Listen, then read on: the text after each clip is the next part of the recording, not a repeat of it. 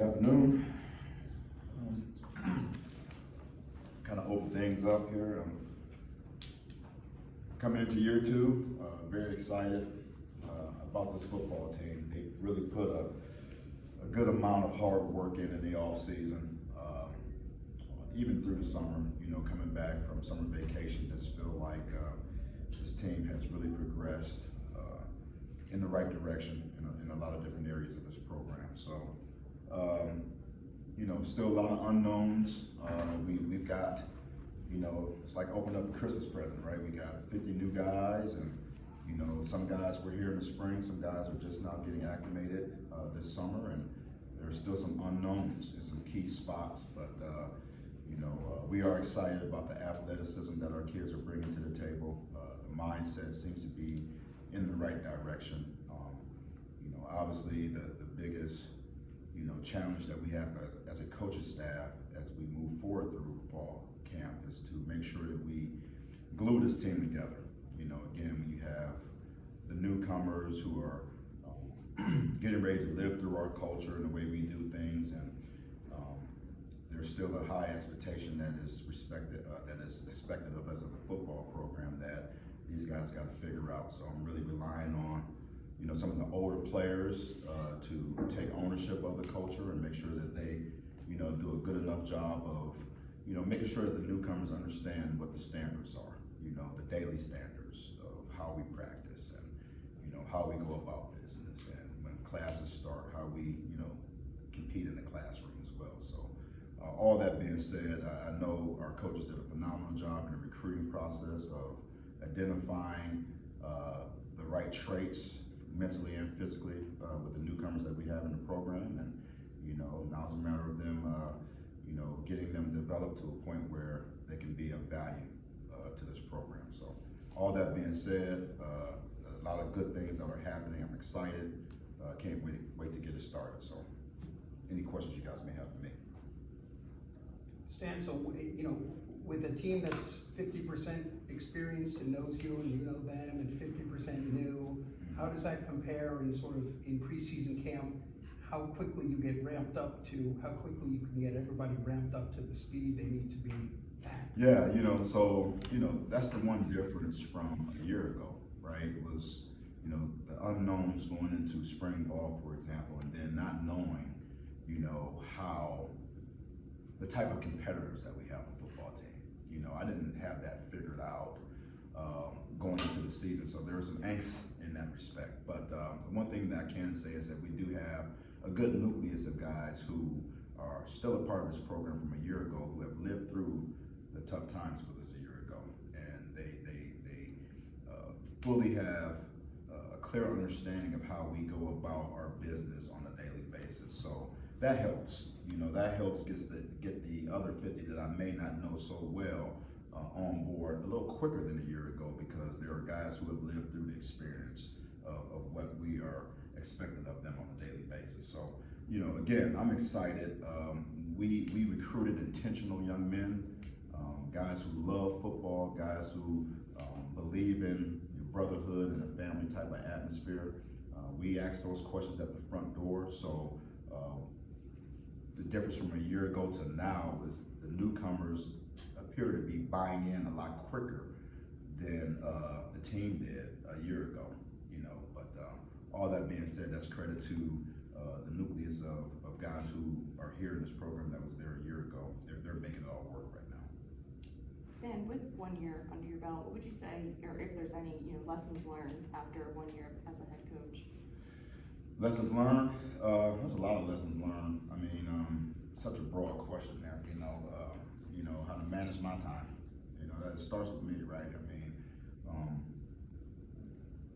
year one, I can honestly say that I did a good job of taking care of myself. And if I don't take care of myself, I'm not going to be the product that our players need of me on a daily basis. I had to figure that out. I had to find the balance of my job description on a daily basis here to be the most productive I can and the most available that I can for my players. That's one thing. You know, I think that there were some mistakes that I made last year that were critical. I'm not afraid to uncover those. I think that I was in a rush to find leaders because I understand how important leadership is. Obviously, what success looks like to me is a player-led football team. So I came in there with that mindset because that's what I've experienced in small group settings as a position coach. Is when the players take over the culture in that room, things tend to take off in the right direction. And I was hard pressed to find those leaders. Didn't really know our team very well. I made some mistakes in that respect. And this year I'm going to take my time. I'm going to listen to our players. Which I probably could have done a better job of last year with regards to that. Picking leadership. There was players that told me who they followed. Those players hadn't proved it to me at that given point in time. And when you go to anoint somebody that you don't quite know, you have a tendency to make some mistakes. Thank goodness that the mistakes that I made in that regard weren't critical mistakes. We were still a football team that, where everybody had to try to figure it out. We all had to get back on board for what the standard of a Temple football player is. So that experience allowed some of my mistakes to get covered up, to be quite honest with you, but I know I made those mistakes. And just like I'm uncovering that with you, I've already uncovered it with our football team. And I told them I'm going to be better in that respect. But it's an ongoing process. I mean, if you're not learning, you ain't living. And I have no problems with learning on the run and growing as I go. Stan, speaking of some of the older guys and the leaders of the team, have you had any ideas to who might be single digits come fall time? Way too early.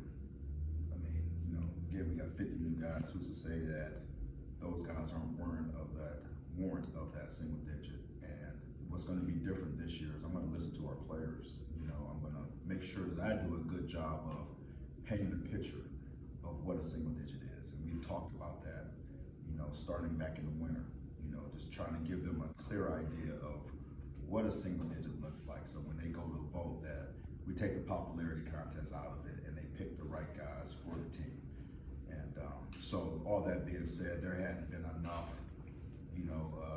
sweat in the game right now to warrant that award. There are guys that are probably trending in that direction, but I'm going to listen to coaches. I'm going to listen to our players in that respect, and we'll make that decision when the time is right. And the preseason poll had you guys at 10th. Is that something that you even look at? Do you use it as fuel, or do you just ignore it? Everybody is entitled to their opinion. If I sit there and I listen to everybody's opinion, then I probably won't formulate my own. So I don't give it energy.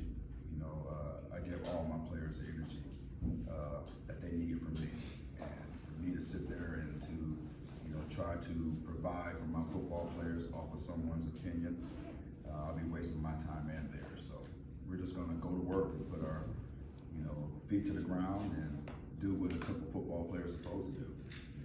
Wear a chip on our shoulder and let them talk. We'll just walk in silence and try to carry the big stick along the way.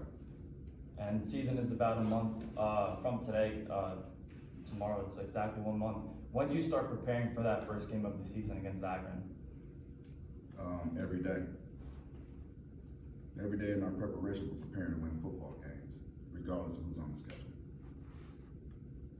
I know EJ mentioned at AAC Media Day, he wants, the guys to look at him and to be that leader. What have you seen from him and just his growth and maturity this offseason? Yeah, he's becoming a leader. He really is. I mean, he's a leader by example. He's very comfortable in that way.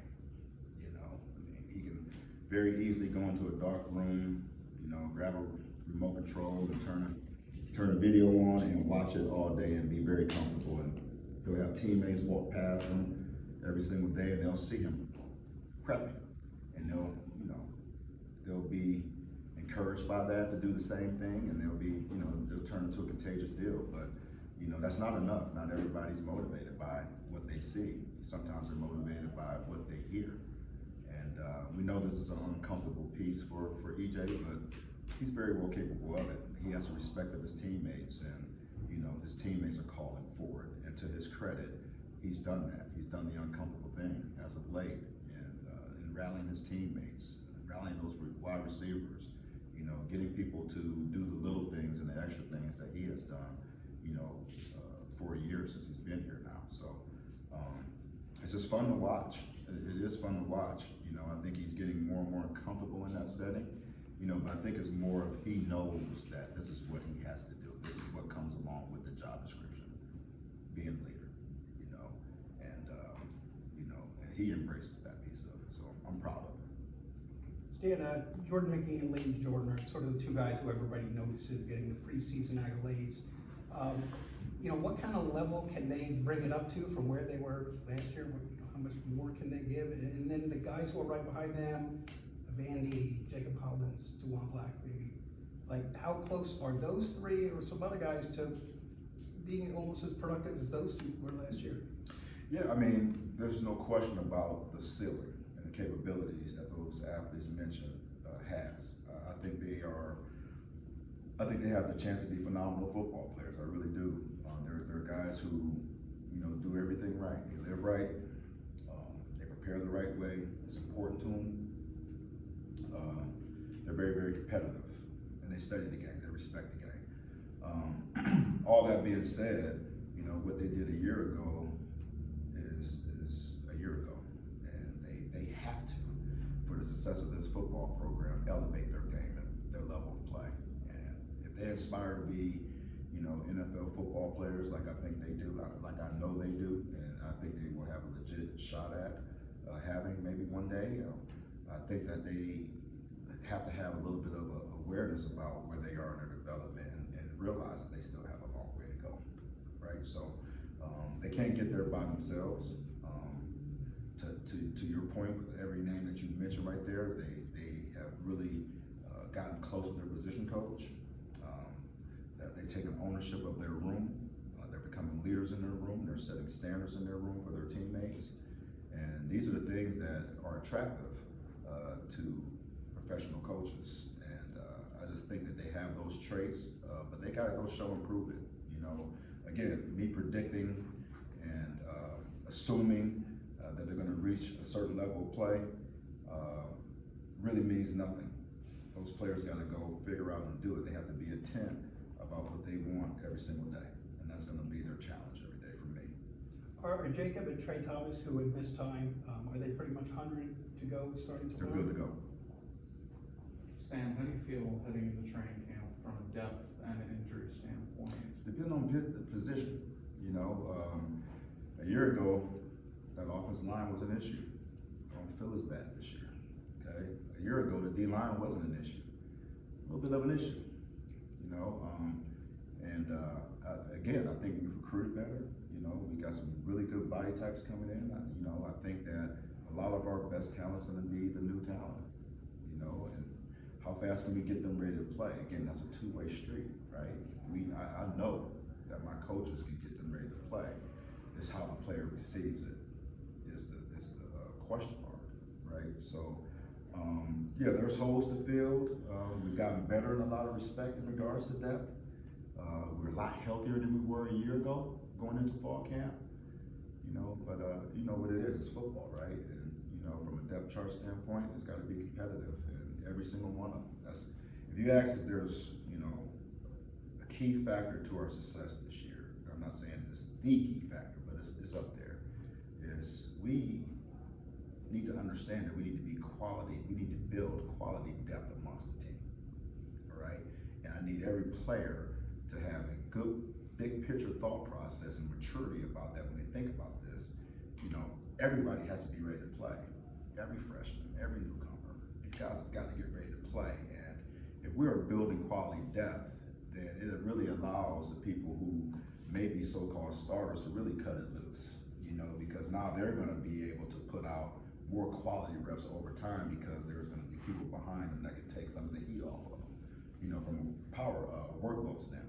So all those things being said, you know, I have a team who is a lot more intentional this year than they were. I think we were a goal-setting team that wished certain things would happen. I think now they are setting goals with the intent of achieving them.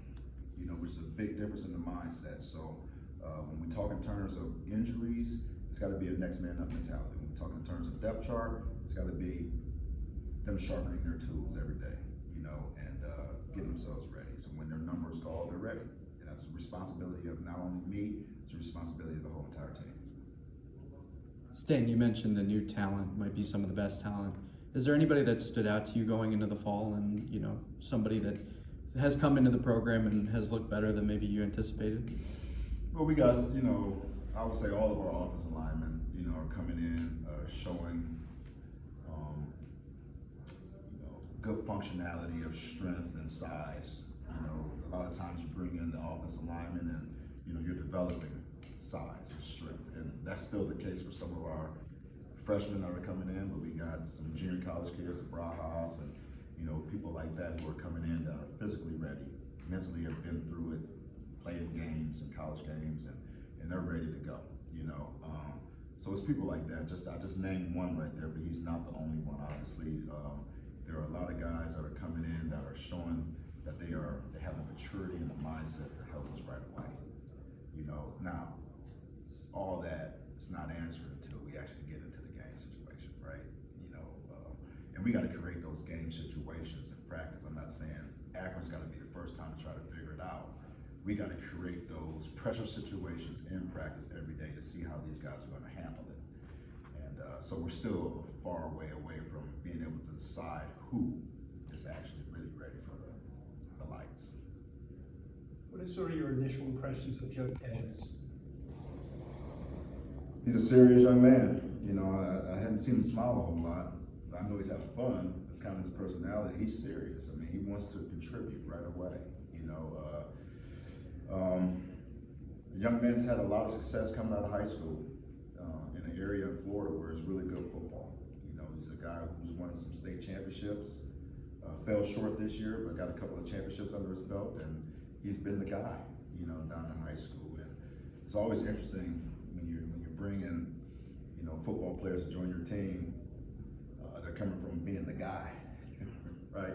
Don't necessarily mean that you're joining the team and you're the guy, you know. But I don't see that he's worried about that at all. I think he has very good intent every day of what he's trying to do. He's a sponge right now. He knows he needs to listen, you know, play his position. And listen to these coaches and trust the development of our strength coaches and things of that sort. And he's been very, very compliant in that respect. So I haven't seen him get tackled yet. You know, there's a lot that we need to figure out about him, but we do know that he can play. So he'll have an opportunity to show it.